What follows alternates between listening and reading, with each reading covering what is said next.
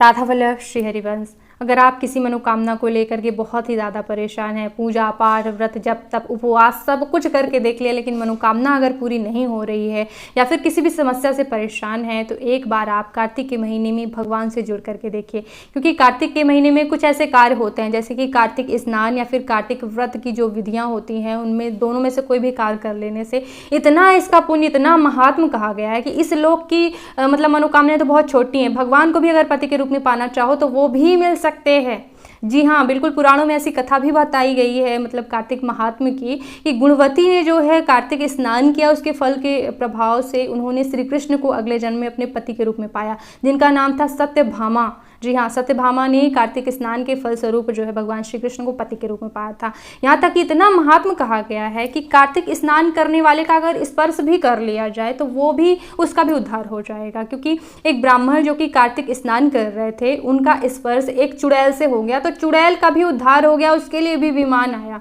मतलब इतना महान। अब बताइए कि जो वो ब्राह्मण स्नान कर रहे थे कार्तिक का, या फिर जो कार्तिक व्रत कर रहे थे, उनके पुण्य की कितनी न महिमा होगी जब चुड़ैल का भी उद्धार हो गया, जो कि उनका स्पर्श कर दी थी। तो इस तरह से मतलब देखिए, हम अगर चाहे बाजार में कोई चीज़ खरीदना चाहते हैं, तो अगर वो 1500 की आ रही है तो हमको 1500 रुपये जोड़ने पड़ेंगे। अगर हमारे पास केवल 500 रुपये हैं तो हमें 2-3 महीने कुछ जोड़ करके मतलब 1500 इकट्ठा करने हैं, फिर वो चीज़ आएगी बजट में, ठीक है ना। उसी तरह से अगर हम संसार में भगवान से उनकी भक्ति नहीं, बल्कि अगर कोई मनोकामना चाहते हैं, तो हमें पुण्यों का बजट चाहिए होता है। जितने ज़्यादा हमारे पास पुण्य होते हैं, उनके फलस्वरूप हम जो भगवान से प्रार्थना करते हैं, वो मनोकामना हमारी सिद्ध हो सकती है, ठीक है। तो कार्तिक वही महीना होता है पुण्यों के इकट्ठा करने का, एक साथ ही एक महीना, और बहुत कोई कठिन चीज़ है ही नहीं, बहुत कुछ कठिन नहीं है, स्नान ही तो करना है, ठीक है। देखिए, 2 तरीके होते हैं, एक तो आप व्रत भी कर सकते हैं कार्तिक का, और दूसरा आप नहीं कर पा रहे हैं व्रत, तो केवल स्नान कर सकते हैं। इसमें क्या करना होता है कि तारों की छाँव में स्नान करना होता है, यानी कि सूर्योदय नहीं होना चाहिए, कम से कम 4 से 5 बजे के बीच स्नान हो ही जाना चाहिए। जो बहुत ज़्यादा मतलब पूजा पाठ वाले होते, सब कुछ मानते हैं, वो 3:30 से 4 बजे के बीच जो है स्नान कर लेते हैं। तारों की छाँव में ही स्नान किया जाता है, क्योंकि इसमें पूजा भी भगवान विष्णु की जाती है, तो टाइम भी लगता है, तो इसलिए पहले स्नान कर लेते हैं। स्नान करने की क्या विधि होती है, जैसे कार्तिक के महीने में किसी नदी में अगर स्नान किया जाए तो और भी ज़्यादा महत्व बढ़ जाता है। तो अगर कोई तीर्थ जा पाए तो सोने पर सुहागा, नहीं जा पा रहे हैं तो जो भी पानी से आप स्नान करना चाहते हैं, उसमें आप गंगा जल, यमुना जल, जिन तीर्थों में आपको श्रद्धा, उसका जल ज़रूर डालें और थोड़ा सा हाथ रख करके सभी नदियों का ध्यान कर लें, ठीक है। फिर आप स्नान करें। स्नान करने के बाद भगवान विष्णु की पूजा करनी चाहिए। तो या तो आप तुलसी की माला पर भगवान विष्णु के नाम का जप कर सकते हैं, नारायण नारायण, फिर राधा कृष्ण राधा कृष्ण। एक बात और बता दूं, कार्तिक का महीना राधा रानी को विशेष प्रिय होता है। जो भी राधा कृष्ण के भक्त है ना, मतलब बिल्कुल चूकिए मत कार्तिक के महीने में, ठीक है। तो नहा कर पूजा किन किन की करनी है, क्या क्या करनी है, या तो आप कार्तिक महात्म की कथा सुन सकते हैं पूरे कार्तिक के महीने, या फिर माला से जब मैंने बता ही दिया। साथ ही साथ आप रामचरितमानस का मास पारायण कर सकते हैं, यानी एक महीने में रामचरितमानस समाप्त कर सकते हैं। हम रामचरितमानस के कितने फायदे, ये भी ध्यान से सुन लीजिएगा।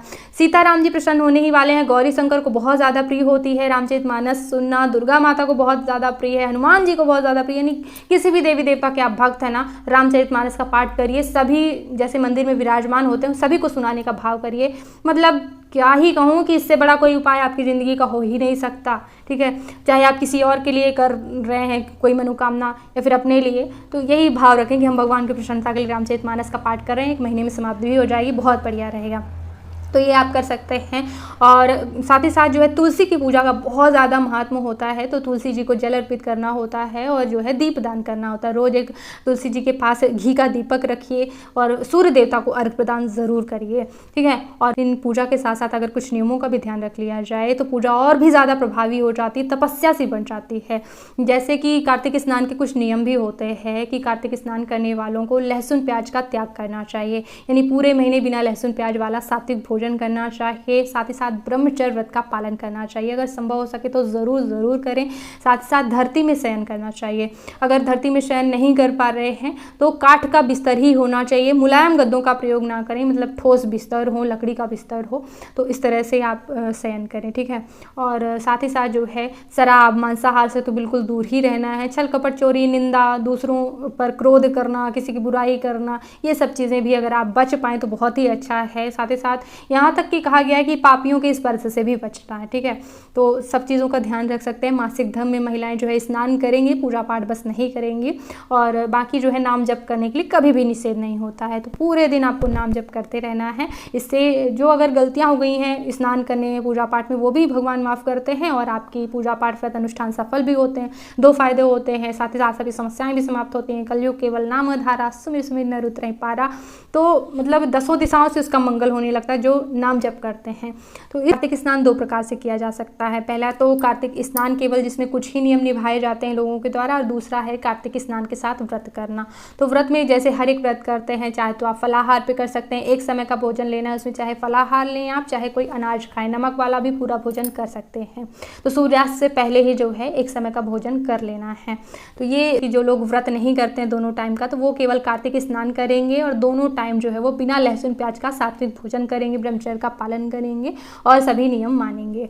तो इस तरह से जो है कार्तिक स्नान करने की विधि होती है। कार्तिक स्नान कब से प्रारंभ करना है, संकल्प कैसे लेना है, तो देखिए अश्विन मास की एकादशी से ही प्रारंभ कर देना चाहिए, ठीक है। अश्विन मास की एकादशी से आप प्रारंभ करें और शरद पूर्णिमा से तो हर हालत में ही मतलब शुरू कर दें। जो एकादशी से प्रारंभ नहीं कर पा रहे हैं अश्विन मास की, वो शरद पूर्णिमा से तो प्रारंभ कर ही दें, बिल्कुल, ठीक है। और पूरे 1 महीने का स्नान करना है। संकल्प क्या लेना है, आप जो है शरद पूर्णिमा के दिन या फिर एकादशी को भी अगर आप संकल्प लें, जो कामना है तो मैं राधा कृष्ण की प्रसन्नता के लिए या फिर भगवान विष्णु की प्रसन्नता के, नारायण के लिए, वैसे इसमें ब्रह्मा विष्णु महेश सभी भगवान प्रसन्न होते हैं, तो जिनकी भी प्रसन्नता के लिए आप करना चाहते हैं वो आप बोलें कि मैं इनकी प्रसन्नता के लिए कार्तिक स्नान करने का निश्चय कर रही हूँ। हे भगवान मेरे इस निश्चय को मतलब निर्वाह करवाने में मदद करवाइएगा, क्योंकि भगवान का आशीर्वाद नहीं होता तो हम कोई भी व्रत तपस्या नहीं कर सकते हैं। तो इस विचार को सफल करवाइएगा और मेरा व्रत मतलब पूर्ण करवाइएगा, ऐसा कह करके जो है आप स्नान करें, ठीक है। तो ये हो गई। तो कार्तिक के पूरे महीने कार्तिक का स्नान नहीं कर पा रहे हैं, वो अगर अंतिम के 5 दिन भी कर लें, यानी कार्तिक शुक्ल पक्ष दशमी से लेकर के कार्तिक पूर्णिमा तक अगर वो स्नान करके सारे नियम कर लें, तो इसका भी बहुत ज़्यादा पुण्य कहा गया है। इसे भीष्म पंचक भी कहते हैं। तो इन 5 दिनों में भी आप नियम निभा सकते हैं। जो गलती भूल चूक हुई है पिछले दिनों में, वो कम से कम 5 दिन में सुधार लें, और फिर उद्यापन भी करना होता है। अंतिम दिन यानी पूर्णिमा के दिन भगवान सत्यनारायण की कथा या फिर कोई भी थोड़ा सा बड़ी पूजा पाठ ज़रूर करें भगवान विष्णु की, साथ ही साथ जो है कुछ दान करना होता है, यानी कि अन्न दान करें, वस्त्र दान और दीप दान बहुत महत्वपूर्ण है। कार्तिक पूर्णिमा के दिन नदी में स्नान करने का बहुत महत्व है। तो दीप दान कहाँ कहाँ करना होता है, नदी में, गौशाला में, मंदिर में, चौराहों में, वृक्षों के पास, ठीक है, और घर के मंदिर में, तुलसी जी के पास, इन सभी के आकाश दीप दान भी किया जाता है, ठीक है। तो इन सभी में आप दीप प्रज्वलित करें। ये दीप दान हो गया। ब्राह्मण को भोजन खिलाना चाहिए और सूखा अनाज दान भी करना चाहिए। इस तरह से पूरे कार्तिक के महीने स्नान करने के बाद कार्तिक पूर्णिमा के दिन या तो आप घर पर ही स्नान करके सत्यनारायण भगवान का पूजन करें और फिर नदी में जाकर दीपदान करें, या फिर नदी में ही जाकर स्नान करके वहीं पे भगवान विष्णु का पूजन करके, ब्राह्मण भी मिल जाते हैं तीर्थ स्थलों में, वहीं उन्हें दान करके और आपका दीपदान और सब कुछ वहीं पे हो जाता है। अन्नदान, वस्त्रदान सब उन्हें भी कर सकते हैं, दक्षिणा, ठीक है। तो इस तरह से आपको कार्तिक पूर्णिमा के दिन उद्यापन के जैसे करना है। बस संकल्प ले लीजिएगा, मैंने पूरे कार्तिक के महीने जो है व्रत किया है या स्नान किया है कार्तिक का, तो उसकी सफलता के लिए जो है आज दान कर रही हूँ, उद्यापन करने का मतलब संकल्प लेती हूँ, ऐसा बोल करके जो है आप कार्तिक का आप उद्यापन कर दें। तो इस तरह से जो है आपको कार्तिक स्नान करना है। तो इसी तरह से मैं हर पूजा पाठ धर्म विषयों में सामंजस्य को लेकर के वीडियो देती रहती हूँ। एक बार मेरे चैनल पर ज़रूर आइएगा उन सभी वीडियोज़ को देखने के लिए। इस वीडियो को देखने के लिए बहुत बहुत धन्यवाद। राधे राधे।